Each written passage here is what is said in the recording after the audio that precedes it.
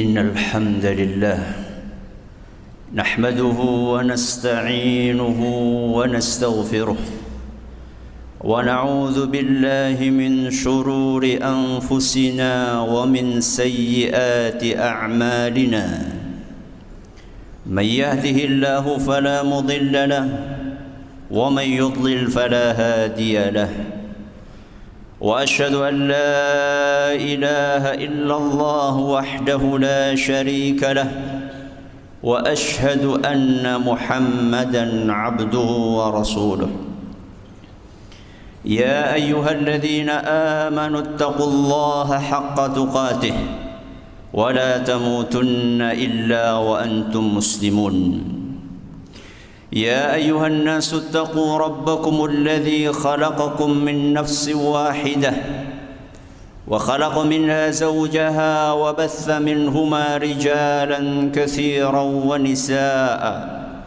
واتقوا الله الذي تساءلون به والأرحام إن الله كان عليكم رقيبا يا أيها الذين آمنوا اتقوا الله وقولوا قولا سديدا يصلح لكم أعمالكم ويغفر لكم ذنوبكم ومن يطع الله ورسوله فقد فاز فوزا عظيما أما بعد فإن خير الحديث كتاب الله وخير الهدى هدى محمد صلى الله عليه وعلى آله وصحبه وسلم وشر الأمور محدثاتها وكل بدعة ضلالة.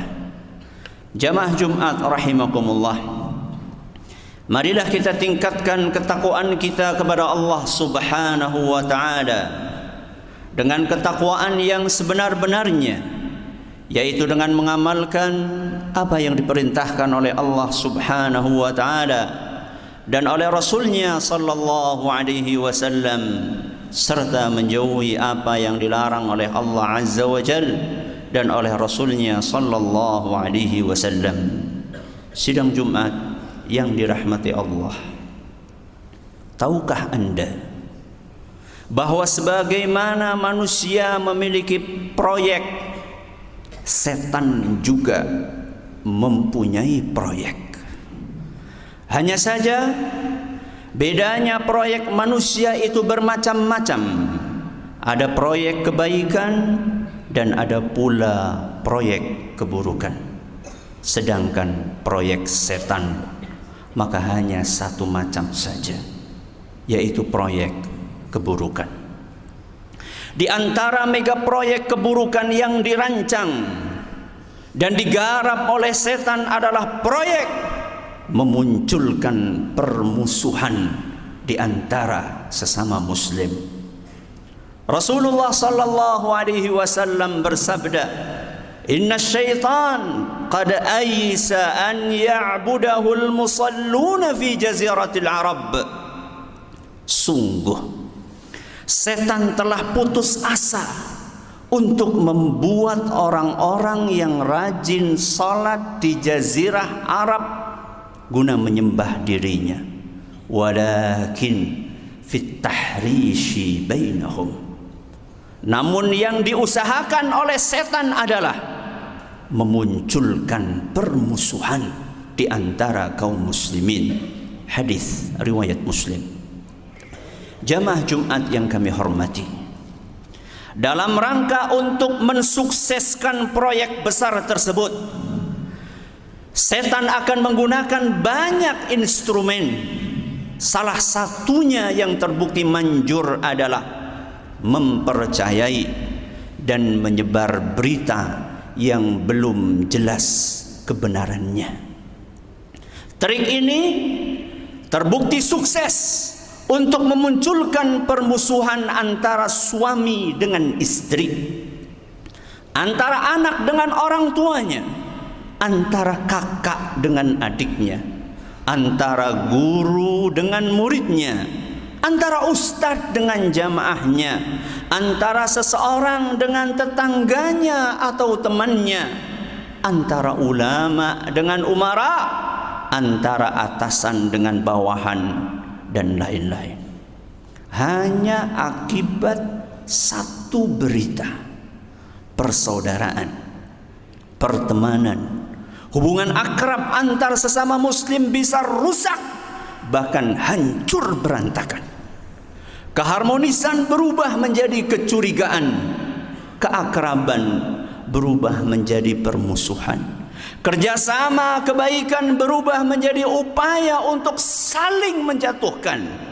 Saat itulah setan bertepuk tangan kegirangan. Sidang Jumat rahimakumullah, tidak layak bagi seorang muslim untuk ikut-ikutan berpartisipasi dalam mensukseskan proyek setan. Justru seharusnya dia berada di garda terdepan untuk menggagalkan proyek-proyek keburukan. Namun bagaimanakah gerangan caranya? Mari kita menyimak firman Allah Subhanahu wa taala berikut ini.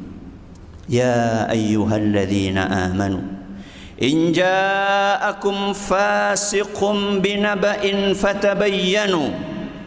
Wahai kaum mukminin, apabila ada orang fasik datang kepadamu membawa suatu berita, maka telitilah kebenarannya.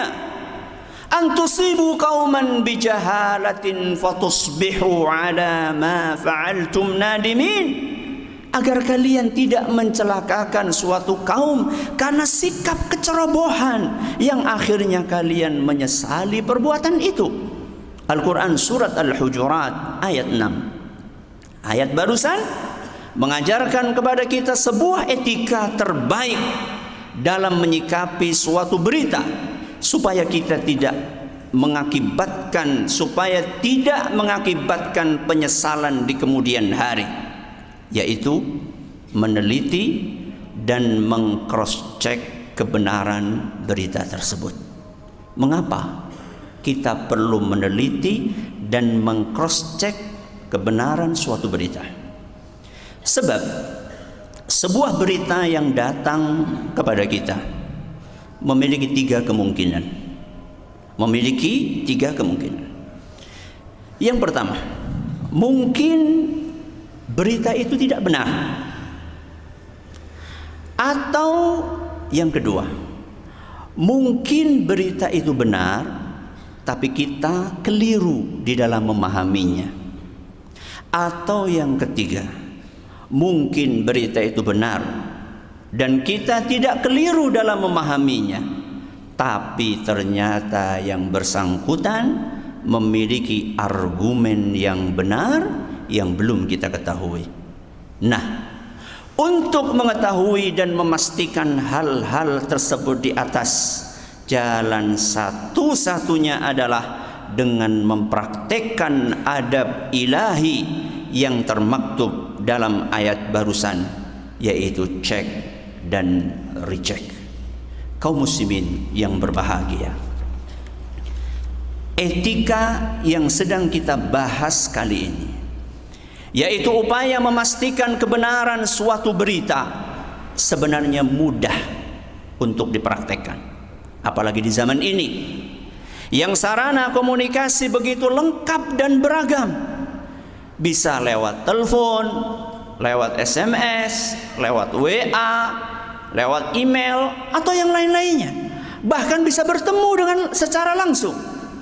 Namun, walaupun secara teori itu mudah, ternyata realitanya tidak banyak orang yang mau mempraktekkan etika tersebut dalam keseharian. Banyak faktor yang memicu hal itu.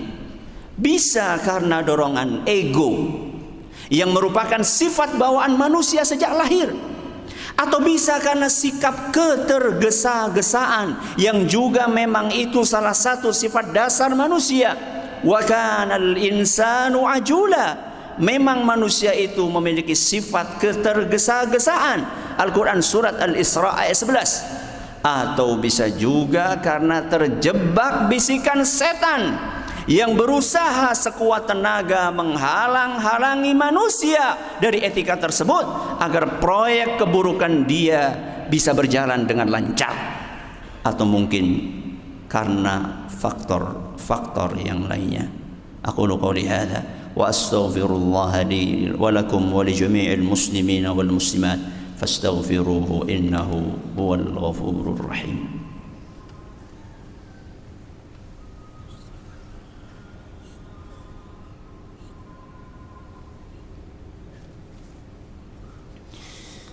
Alhamdulillah wahdah, wassalatu wassalamu ala man la nabiyya ba'dah, wa ala alihi wa sahbihi wa man ittaba'a hudah ila yaumil qiyamah, amma ba'd.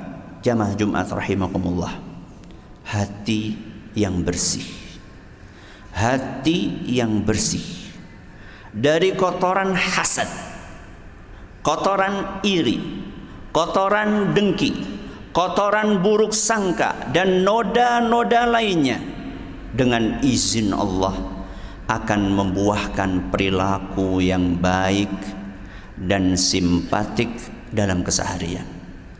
Sebagian sahabat Nabi SAW pernah berpetuah, la tadhunnanna bikalimatin kharajat min imri'in muslimin syarra wa anta tajidu lahu fil khairi mahmala.